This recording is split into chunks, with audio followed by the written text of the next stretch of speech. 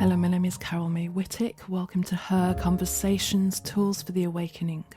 Her is an acronym for Higher Energetic Resonance. This is the optimal state to embody to attract our highest desires. What is awakening? This is the moment when humanity rises up out of the darkness. Who is awakening?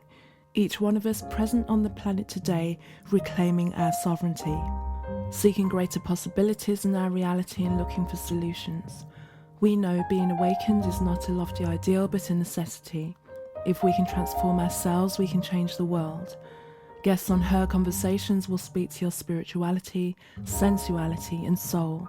Listen to their stories and hear how they are in service to the world. Let these words and these conversations embolden and inspire you. My guest on this week's Her Conversations is Intimacy Educator Selwyn Warren. He works with single people and couples who are looking to cultivate deeper intimacy with themselves and others. During our conversation, Selwyn shares why it's time for us to release the dogma surrounding sexuality, the effects that porn has on relationships, and what men and women really want. So, as always, I begin by asking my guests, Her is an acronym for Higher Energetic Resonance. When do you feel you're most her?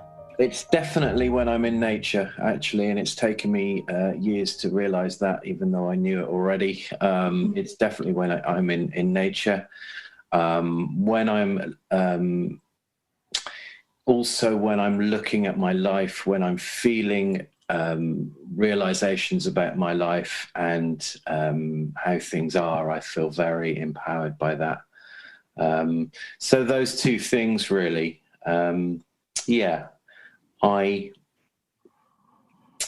I feel that I've worked a lot with 12-step in the last few years, and I feel this higher power thing, and I really feel that nature, because it doesn't really ask questions of us in a sense.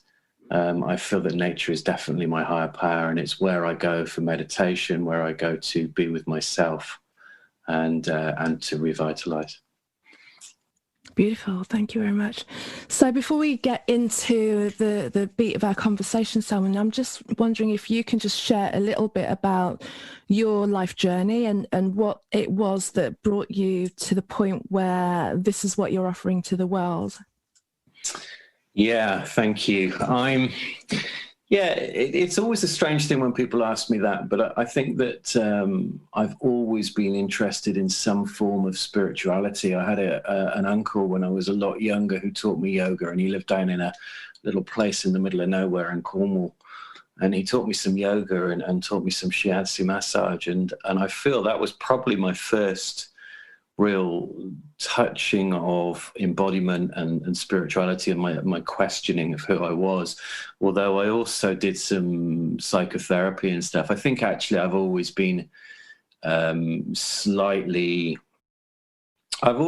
been quite depressed in a sense, and a lot of my life I've spent feeling on a quite a low vibration, especially in my teenage years, and always tried to avoid who I was to a certain extent. And I started doing some psychotherapy when I was about 18, I guess, when I went to uni. And that was my first journey into questioning who I was, although it took a lot longer for me to start making realizations, I guess.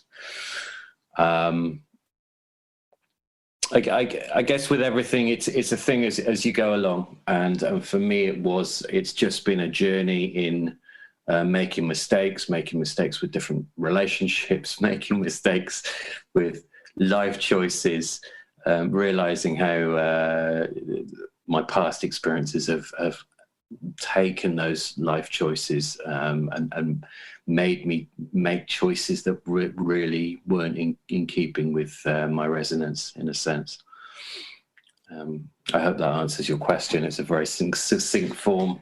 I spend the whole hour talking about that, but no, it's fine. Do you know what I wrote down actually as you were saying, and it's this thing that we just tend to beat ourselves up about is we really kind of harp on to things that are mistakes, and we're like, this is a mistake and I went and did this and it went wrong, and it's like this expectation that we have of perfection, and yet no one really has the guidebook for perfection. So it's as we're kind of going through different situations, and then we happen upon an obstacle, and then when we kind of work out how we're going to transverse this obstacle and come out on the other side, is then we grow from that.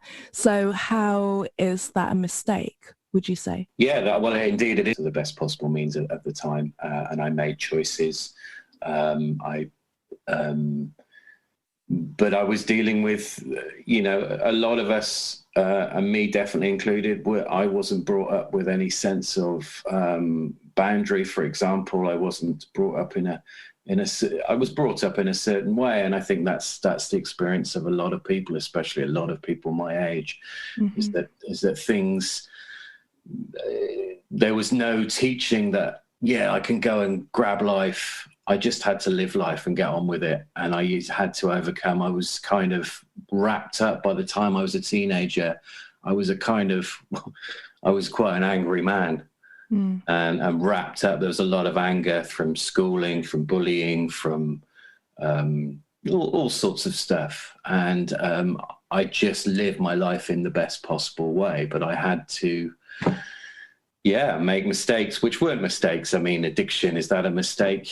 At the time, it seemed like I was living in the best possible time. So go out and get drunk, take my mind away from life. Obviously, looking back, it's very easy to look back with hindsight, but it has brought me to where I am now.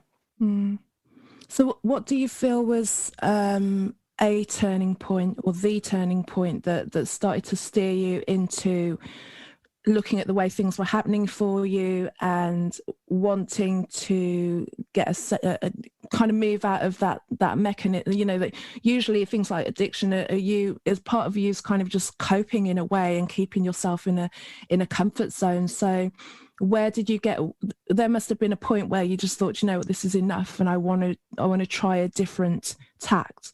Was it an internal decision, or was it looking out at the world and just seeing that there might be a possibility of a different way to be? Yeah, I mean, I think I've always had an inkling that there was a different way to be, and that I could, let's say, be experiencing more happiness. So, but I think really, I mean, I've done things like therapy through a lot of my life, but I think what really fairly recently in my life, I lost a business that I'd worked very hard with, and I also lost a very an important relationship with someone I cared about deeply. I didn't have the wherewithal to keep it all together, and that was really the crux of making me question quite deeply how I was reacting. It brought me to another stage, really. I was also questioning. I mean, I lost the house I was living in. It was what I suppose would be called a major life change. Even though I do feel that I've been looking at my life constantly, I think that that episode, 3 or 4 years of the episode, and I did actually try and relate the downturn of my business to someone, and I thought, gosh, I should be writing a book about this. This is quite an incredible story. And that did give me the incentive in a way. I think, a lot of people talk about hitting rock bottom, and that really made me hit rock bottom and make me just look in a different depth, go into a different and try look at different ways into trying to find myself a bit better. So what attracted you, or what drew you into doing the work that you do now, in terms of like the intimacy, the sacred communication that you offer to couples and individuals? Why were you so attracted to that work? Why do you think that was where you were best aligned? Again, it's an interesting one, because I think that it is a way that I found in my life that I have fallen into things. And what happened was that the business was I'll say at the business, I used to run a clothes shop in the West Country, and it was actually very successful for a couple of years, and then it just took a real downturn for various reasons. And I think that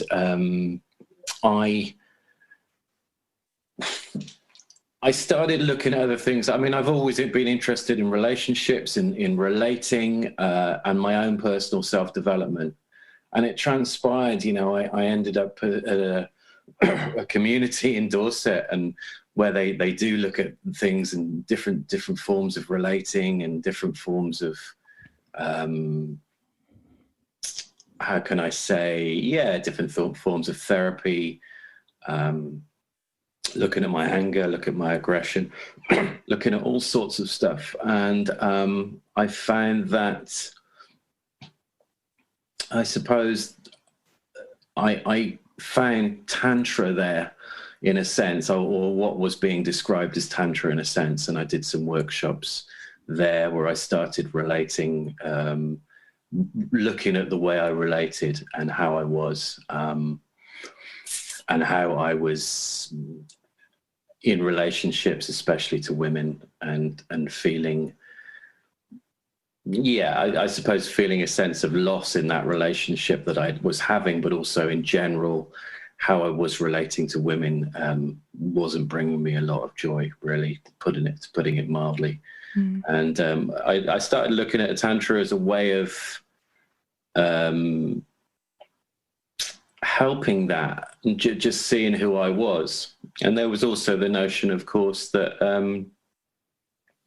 looking at intimacy, I find myself looking at intimacy, and I have to admit that there was a thing that actually I need intimacy in my life. I need a form of intimacy. Now, what I'm realizing now, looking back at that time, that it might have been quite a toxic form of intimacy, in a sense, that I was looking at it. It might have just been another addiction, but actually it was great to untangle that knot of desperately going out and finding someone, trying to get another partner to make me happy, in a sense, to help me heal my life, which of course would have been an impossible task. And then what transpired after that was that I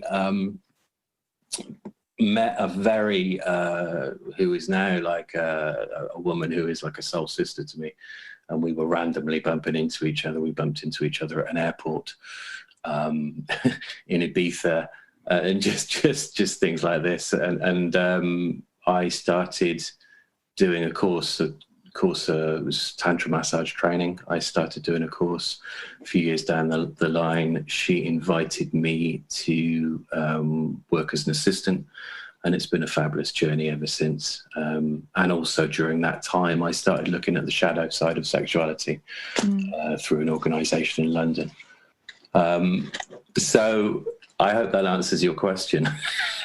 Yeah, I mean, your response is the answer. There's no right or wrong. It's what your experience of that is as well.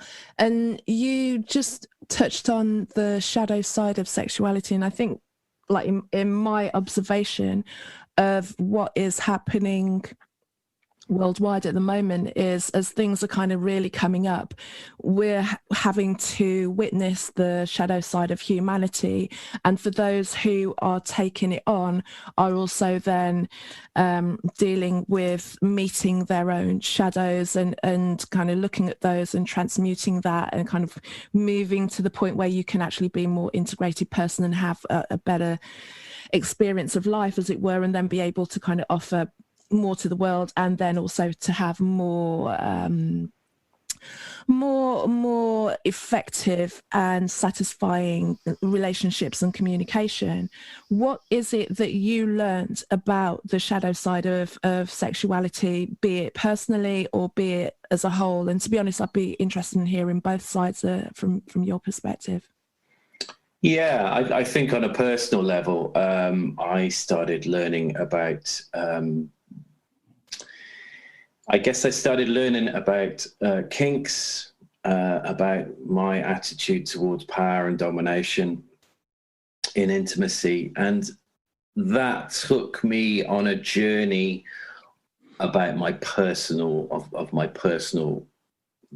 nature away from sexuality. For example, if I started looking at power and domination within sexuality, that obviously brought me to a space of looking at my control and how I try and control relationships,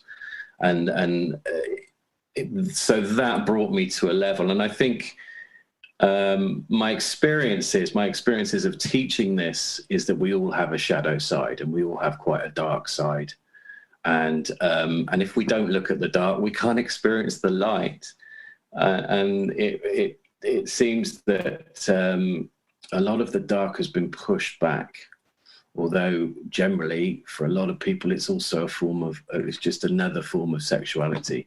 It's just, I suppose, I feel as a society, we are recovering almost from these religious Victorian values. So there's a lot of dogma. There's a lot of dogma around sexuality, and there's a lot of dogma about asking for what you want in sex and in general, really. So I think what we also have now, what I'm seeing a lot of, is men, for example, addicted to porn, and I haven't got any backup data, but my feeling is from clients and people that I've spoken to, and men I've spoken to take that as an example, then it is a thing that men have to brush their sexuality aside. So it's kind of driven in underground into this huge. Men don't sit around and talk about their sexuality and their sex lives in general, and we're brushed around into this sort of undercover looking at porn stuff, which is just I don't think has much benefit to relationships, to human relating at all, really. And with that as well. Because obviously these things are created and placed in the way, if you want, or in the awareness of men. Obviously, maybe not obviously, but my suspicion or my guess is that there's an agenda, there's a knowing that if you place this expression, for want of like a much better word, of sexuality, of what men can do to almost distract them and give them this kind of like quick hit without any real connection or real understanding of the feminine, and objectifying a woman past the point that even women don't even identify with the performance aspect of porn, because it's there doesn't seem to be any depth to it at all. It's just this performative explosion. It's quick and it's done, and everyone kind of gets back to work and doesn't really deeply feel into that. How do you see it affecting men, and why do you think it has benefited society to allow that industry to grow and be so available to men? And I'm sure with technology it means that is available to boys from, like as soon as they can kind of get hold of a device, they can kind of access this. So it's starting so much earlier that they're in this kind of real protracted state and so far away from what true masculinity is. Yeah, I think that we have, as you said, that explosive form of sex, that kind of orgasmic driven, that so-called goal-orientated sex, which men seem to be locked into, and actually, unfortunately, a lot of women do now as well. We have that, and then we have this whole body image thing that is kind of really affecting young girls, actually. I mean, it affects boys as well, but it does really affect young girls, that girls have to be a certain way to attract a man. There's a huge problematic level of it. It's so readily accessible. There is no real form of communication in it. And I'm not saying I'm anti-porn. I think a lot of society, I mean, most societies have their erotica, and we shouldn't drive sexuality underground on a crusade against porn. But there has to be a limit and a kind of a re-education, really, of how people are and can be. And I suppose the other physical thing that I just like to mention is the premature ejaculation thing, which a lot of men suffer with. And I don't want to say that's every man's problem. I mean, it seems like that's given as a problem that every man suffers with. It's not. There's a huge thing that men feel. There's a lot of but premature ejaculation from masturbating to porn is a kind of well-known thing. It's just a quick fix thing. And I think we just need a greater re-education, a greater conversation around all this stuff. And yeah, it's the quick fix thing that worries me the most, I think. Yeah. Actually, there's two things I wanted to ask you, actually. Firstly, do you really feel that erotica and porn are equal? My understanding of it is that one does have a level of depth to it, i.e. erotica, but then porn has this kind of exaggerated avatar of, this is what a sexual woman looks like, and this is what the avatar of like a sexual man, and they kind of come together and do this thing. I don't know, is that your understanding of it, or is it just that I've not looked into it deep enough? My feeling is that erotica is erotica, and it's very valid, and even with some porn there is a case for saying that women are in choice with some porn, with some consensual porn. My question over it, though, is whether it actually helps in relating, whether it what it does to our relationships between men and women, or whatever sexuality, really. I would question that. Erotica is erotica, and there are many female-led erotica options, and it just feels there's just something more consensual about it for me, and I feel that's probably the difference.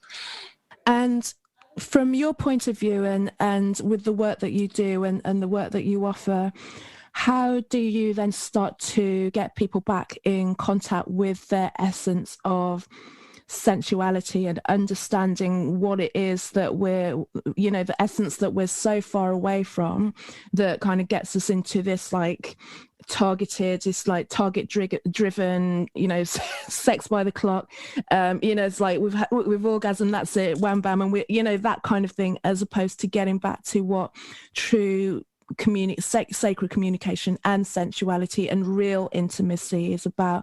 How do you meet somebody where they're at and kind of introduce them to those sides of themselves? Wow, that's a big that is a big question. Where could I start with that? My feeling is the first one will be slow down. So I'd be teaching people to slow down in Tantra. We just do a thing called eye gazing, which is one of the first thing you do in a Tantra workshop, for example, or in a kink workshop a lot of the time. It is eye gazing, and that's just looking into the eyes for 5-10 minutes of the person you're working with or your partner. And that's really beautiful, and that just enables people to slow down, help people come into their breath, help people feel their breath. There's a huge thing. I mean, it's a big what's the word? I'm looking for the word problem, but not problem. Women in heterosexual relationships want their men to slow down. There is no doubt about it. It's still a big thing that guys just have that. And unfortunately, porn enhances that. There's this kind of rush through to orgasm sort of thing. And it a lot of guys get trapped in this in-between state of wanting to make a woman orgasm and then worrying about whether they're going to come too quickly. So what I teach is it's taking a step right back. So basic communication, boundaries, asking for what I want, breath, quality of touch, different types of touch. So working with the hands, working slowly away from the genital areas, different areas of touch, different quality. But the basis really is slowing things right down. And with well, maybe you can answer this from both sides. Well, you've kind of said from the women want their men to slow down. What would you say is the most common request or the most common issue, for want of a better term, that men are feeling towards themselves in, and I'm just going to use a heterosexual relationship as as the basis for now, that they feel that they are that they're not getting from their partner? Sorry, could you just clarify your question? Yeah, so you said with women mainly will want their men to slow down, and that's the first thing that they want. Flip it on its head, and what would it be that men would want from women in the first instance? Well, I think my experience is that men want range. They want depth of they want a lot of care from women. They want that basic kind of care that is there. They want to be heard and they want to be nurtured. And at the same time, they want the, I'm trying to put this in a way, the kind of sexual fantasy woman. I want to put this in a way that tries to make sense without sounding really dogmatic. But the sexual fantasy woman, or maybe the dominatrix, someone who's powerful, someone who is really into their sexuality and indeed their femininity. A lot of men voice that their woman has become too feminine. Too masculine, sorry. And it's not that's not saying, that's not a criticism of feminism, but I think women have seemed to have taken on the role of the masculine. As women have gained more power, a lot of women have taken on this masculine role, and a lot of women do want to get back to their femininity as well, and at least have a balance of both. So I think a lot of guys want that from, they want their, I mean, we're talking about very heterosexual relationships here, but they want their woman in the feminine. So there's a range there of things that guys want. It's just not often voiced. Sure. No, I get it. And that does make perfect sense, really, when you do think about it. I mean, whether it is a feminist issue or not. And I always trip over that word, really, because it depends who you're talking to, what feminism means, really. It can have the best of intentions, but then it kind of goes, like you say, into this, women power, but with like this real masculine edge, and then also then to the detriment and the exclusion of any kind of man, and it's been skewed a little bit, wherein that because women are so much in this kind of women's power and we can do it all, and this taking it on, then you see a man and you just like, well, what is he for? So and it's just, I suppose it's societal trends that we move through, where we've kind of got to the point where we've got so far on the other side of the gauge where no one's really happy, where men are kind of like unsure about where their spot is. And this is like being just like very vague and like painting everything with a broad brush.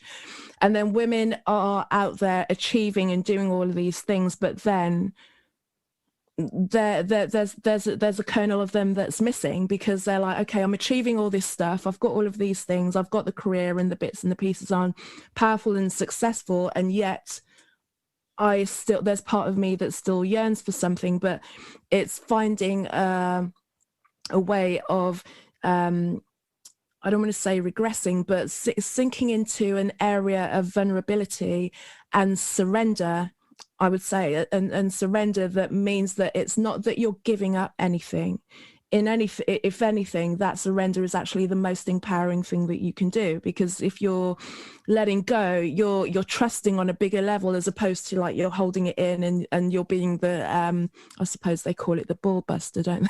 Really, that kind of woman Well, who's out there with the suits and everything. But that was an archetype that we went for, and then you know we realized it doesn't work. And within women, I feel a lot of them are now trying to find that feminine again, because you know when I sit and talk to my sisters in these women's groups, we do want men men, you know, like masculine men. And it's just whether it's just how to kind of invite them back in again as well. One, because the women have to really get back to that point of femininity, real femininity, that society is kind of like scrubbed out the way for us as well, and put in place this kind of avatar, you know, this almost like a sex doll kind of thing that kind of goes out there and does and then comes back and does this like really quick action. And that's not what we want. We want to go back to the communion that we had before, when it was that kind of transcendent experience where we can actually have that kind of, you know, this is me thinking how I would want something like that, what I'm calling into, what I'm thinking about. And this is from not seeing it echoed anywhere in my life. So, you know, I'm looking at what I've not seen and working out why it's where that went to, where women became so, oh no, there was the breakdown of the family unit, there was the breakdown of the communication between the couple. So women then had to take on all of these roles. So then it's hard for you, if you're doing all of these things, to then go, okay, is it safe to be soft now? Especially if you're single and you're doing all of the stuff. So I don't know if there's a question in there, so maybe just come in and say something. Yeah, no, I completely agree. And let's not forget, you know, that women going out and earning, being the breadwinner, has also coincided with men losing their traditional jobs, and men not actually finding a place in society, men losing this this role, which is something men have to go away and do, and not blame feminism for. Men have to go away and find their vulnerability, and they have to go and find where they are in the world that is making a difference, and that there is no doubt about it that men can't go on just, you know, I mean, the rate of suicide, the rate of disease and addiction amongst men is just it's just crazy, and the men can't go on like that, living life like that. It is actually misery. So it's something that we need to do. But I'd also feel on that, having said that there is a thing that women have an addiction to power, which has come out of it as well, which is a real shame. That I think this kind of thing about, you know, this kind of powerful, engaged man, I think a lot of men feel very kind of disenfranchised by that women want someone with like that powerful executive type as well. And also I think that the women kind of, there needs to be a meeting of vulnerability. Yeah. And this is where, you know, this is where we meet. You know, if I'm doing a session with a couple, we meeting in vulnerability, for a man to be able to express his vulnerability and a woman to be able to meet that and vice versa, of course, is extremely, extremely powerful. And that's kind of the source, the heart of relating, in a sense. You know, and I've seen couples just transform when that actually happens, when there's an honesty and an authenticity within that relationship, that comes out of everyday life, really comes out of, when we sit down, we stop, we engage, then we have a chance of getting someone different and speaking from the heart. That's great. How do you think that can be brought? Because I think as that needs to happen in intimate relationships, because that will transform it. But also, it just needs to happen in society in general. You know, and especially with these movements that have happened over the past maybe 2-3 years as well, with especially like this Me Too and this Time's Up situation, where it's become very confusing. I mean, it's like I you know, it seems at certain points it's difficult for a man to know how he can approach a woman, how in the workplace, you know, it's like, where is the line crossed? When does you being complimentary, when does you being tactile just in a platonic way, where's the line, you know? And because nobody really knows, and because women become so on edge almost, and there's kind of this electrified field of sanctity, and you can't look at me this way, you can't say this thing, and then men don't know, and then there's this kind of standoff just in society in general. And then when you have these big movements where, you know, the extreme of them then get held up, it's like then it gets filtered down to at what point is just communication and us kind of just being around each other, when does the line get crossed, and how do we start to allow each other to be around each other? Because, you know, when we're kids and we're, you know, you kind of go into that exploration phase, but when you're boys and girls together in the playground and at college, and you know, you're allowed to kind of like brush past each other without it becoming such an enormous thing. It's like, where does it split off and become so jagged and so taboo? Yeah, I mean, I think with greater awareness, we've started feeling those taboos, and actually, you know, and maybe it's. I mean, I work with something called the Wheel of Consent, which is something that an amazing woman called Dr. Betty Martin set up in the States, made it a thing in the States, and it's a lot more complicated than how the basis of it is that asking for consent is the main basis of your interaction. So you just don't touch someone. You ask someone's permission, or can I, or would you like a hug? Can I give you a hug, for example? So this is like a basic thing. I think with awareness now, people are kind of realizing their own boundaries a bit more, you know, that actually, I don't want a hug right now. I don't want physical contact right now. I don't want to be touched, or I don't want feedback on what I've just said. We had that thing a couple of years ago on mansplaining, that when I don't want feedback, or I don't want advice. I just want to be sat down and listened to, and I want to be heard. You know, instead, can I give you some feedback on that? Are you open to feedback on that?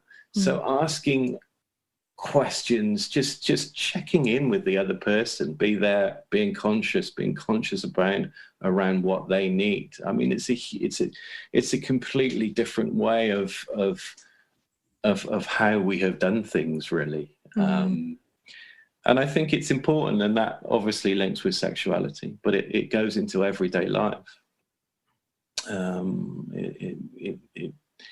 It's important stuff. And it's a way of hearing each other. That's great. What is the range of your clients? Age range? Age range? Yeah. Generally, early 30s, right up to 60s. And I've noticed the age range get lower. People who want to, for example, I mean, I don't just work with couples, but I have younger couples now who want to make their relationships work. They've been together a while and they want to put greater intimacy into their lives, for example. And I have older people who want to explore their sexuality, want ways of exploring intimacy. People who've been in marriages for a long time, just coming out of long marriages. People who've been bringing up children for a long time on their own, for example. And so it is quite a wide age range, really. And there's no, it is all sorts of people. Yeah. Yeah. I was just curious. I just wondered if there was a specific way, because I was just thinking, you know, wouldn't it be great if this is like something that gets spoken about really early, you know, at the point where we actually start to go through puberty and start to recognize ourselves as sexual beings. If we started to have that level of education and understanding, whether that happens in an educational institution, or if the parents are aware of that kind of thing, are then able to have those conversations with those children, with their own children within the home, so then, you know, they don't then spend the first like 15-20 years of their adult lives bumping around and trying to work stuff out, and then having to kind of unpick all of the things that they've learned as well. I mean, where do you think would be the earliest point that would really, where if you could go in and go, like, I would start a program at this particular age for girls and boys either the same age or younger, with one or the other? Yeah, I would say in early school years. I think, you know, that there is, as you've rightly said, I think that it's like, my experience is like, I went through childhood and then I had to reparent myself. I'm still having to reparent myself, learn my own boundaries, and you know, I think it's so important now that we could teach this stuff, and I don't think it sounds too woke or anything. I think it's a really important thing to teach kids boundaries, to teach them a yes, teach them a no, teach them to be sure in themselves, in their bodies, when a yes is a yes and a no is a no, and teach consent. And I think it would be a wonderful thing for society if we could take that forward. Yeah, I mean, I think things are a lot better now, but there is obviously, you know, things to be looked. There's a lot of room for improvement, obviously. Sure. Yeah. And I don't think it's too woke at all. I think any person who is doing the work for themselves, and if they are intending to have children, they have children, will see the benefit, like you say, when you're kind of in middle age and later, and you're realizing you have to do all this kind of relearning and unpicking and going over stuff.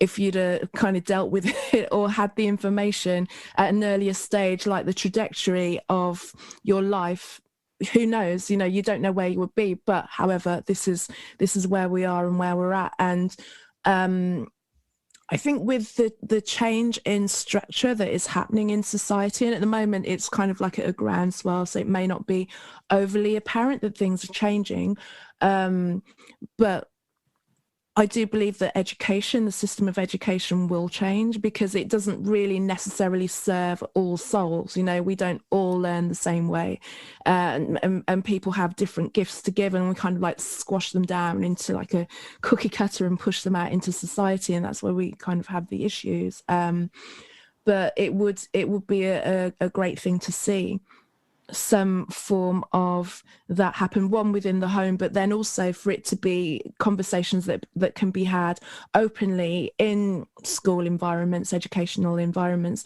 without it being treated as some sort of like taboo or some snigger thing, you know, where you're like sniggering and laughing about it, and we can talk about things in real terms as opposed to using, fruit.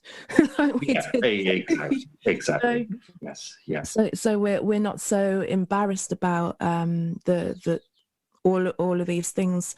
I mean, if you could go and at any certain point in your development as a younger man, at what age would you like to kind of drop in and say, drop in the wisdom that you have today to that point that might just kind of steer or take away some sort of stigma or pain that you had to overcome later on?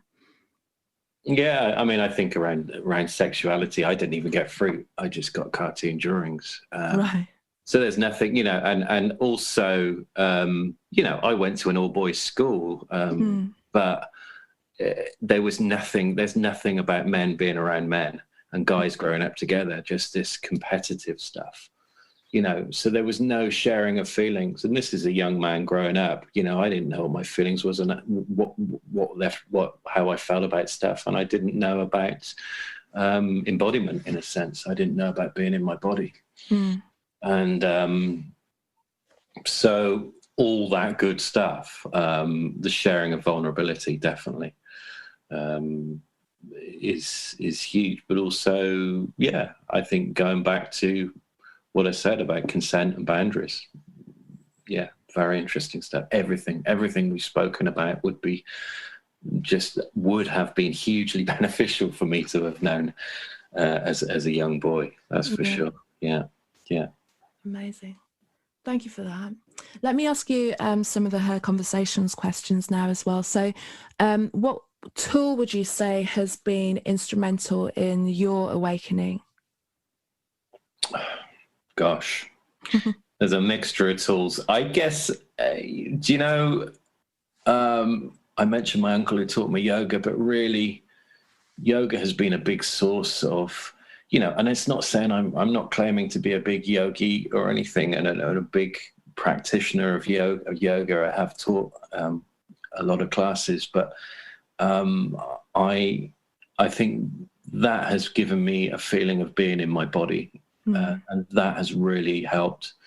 I've done a 3-year course in shiatsu massage, which is also really wonderful stuff. And that was in the early 90s. And that has always stayed with me. That's been like riding a bike. That's always been with me, even when I've not been practicing. So anything that's been embodied has been really good. Sharing circles have been really good.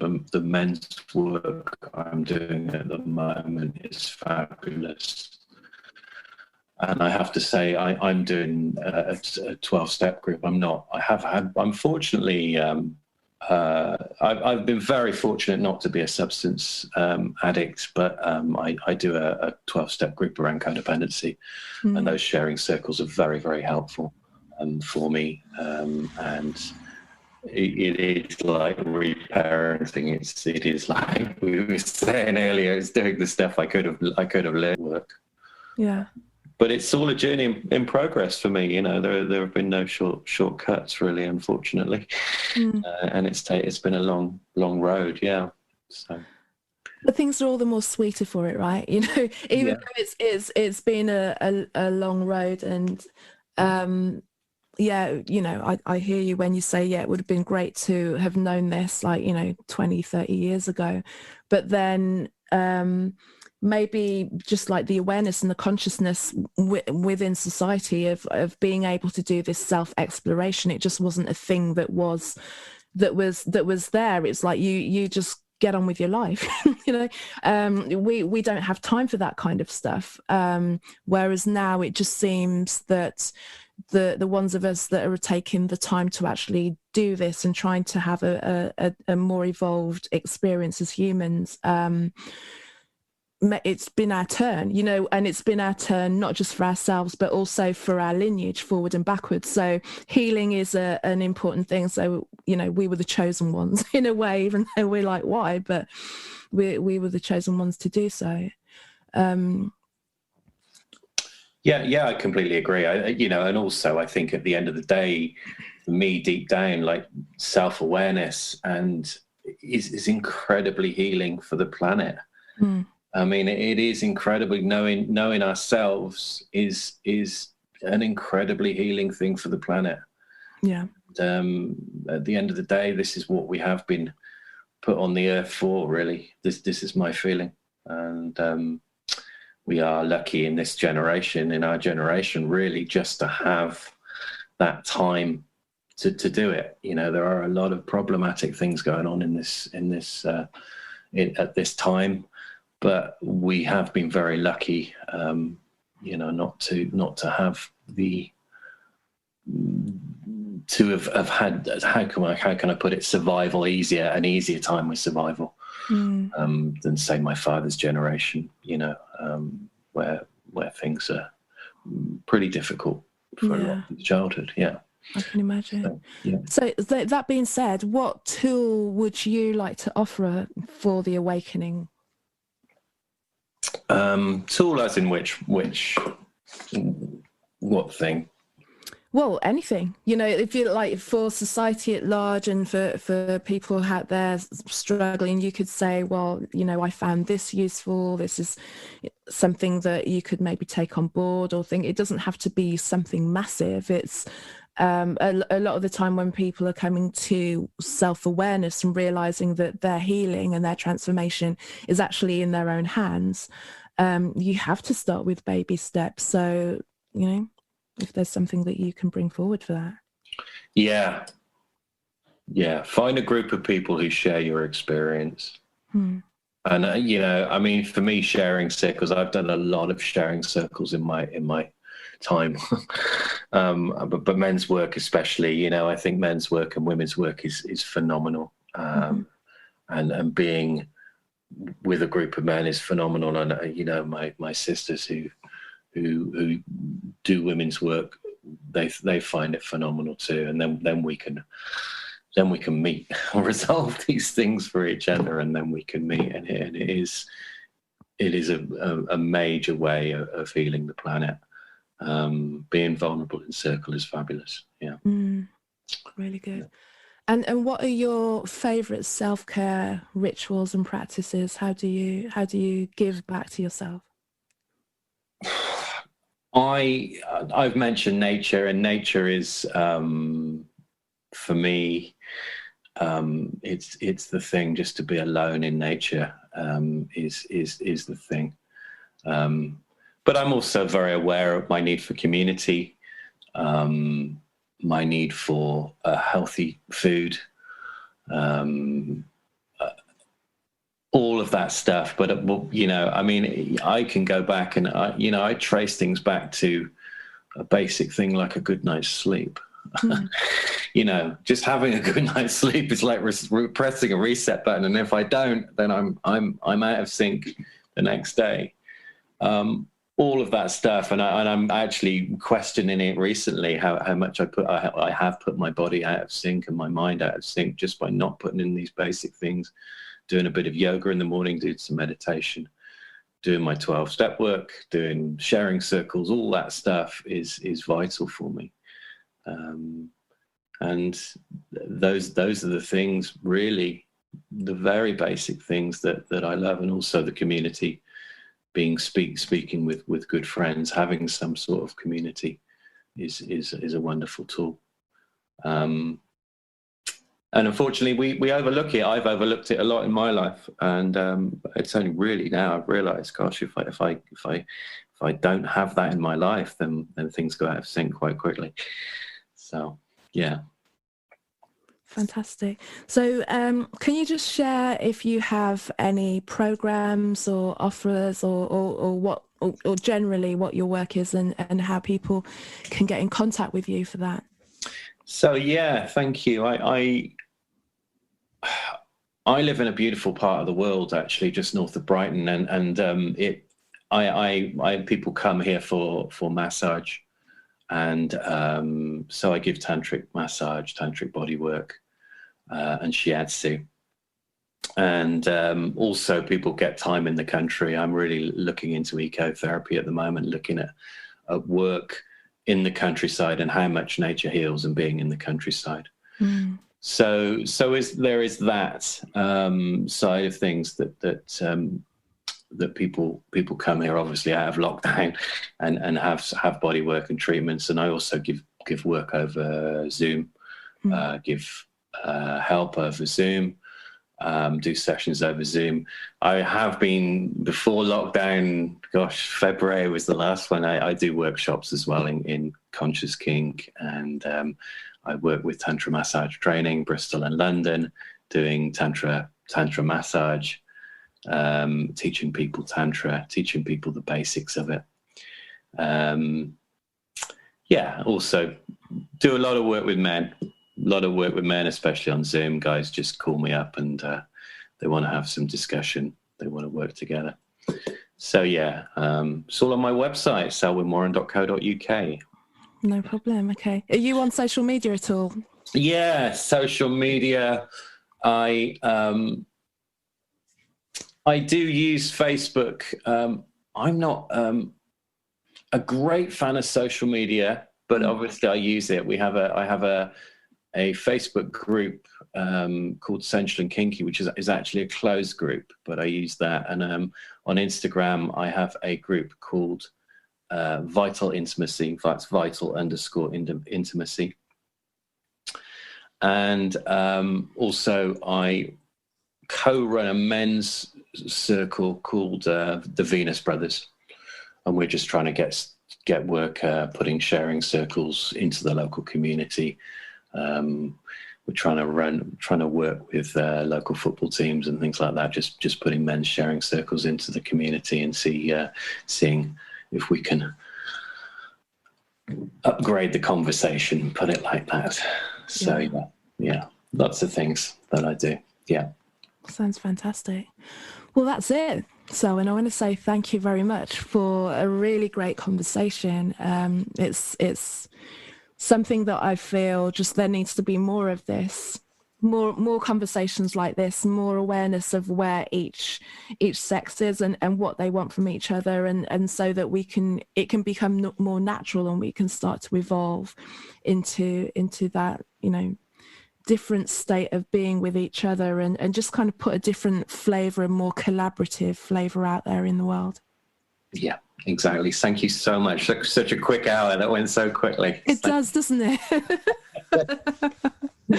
No problem. Fabulous conversation. Thank you, Carol. Thank you to Selwyn for being a guest on this week's Her Conversations, and thank you for listening. You can find out more about me on my website, which is carolmaywhittick.com, carolmaewhittick.com. You can also find me on Facebook under that name, and on Twitter, Parler, and on Instagram under Kazmic, Kazmick. So wishing you an enjoyable and fabulous week. Until the next one, take care. Thank you.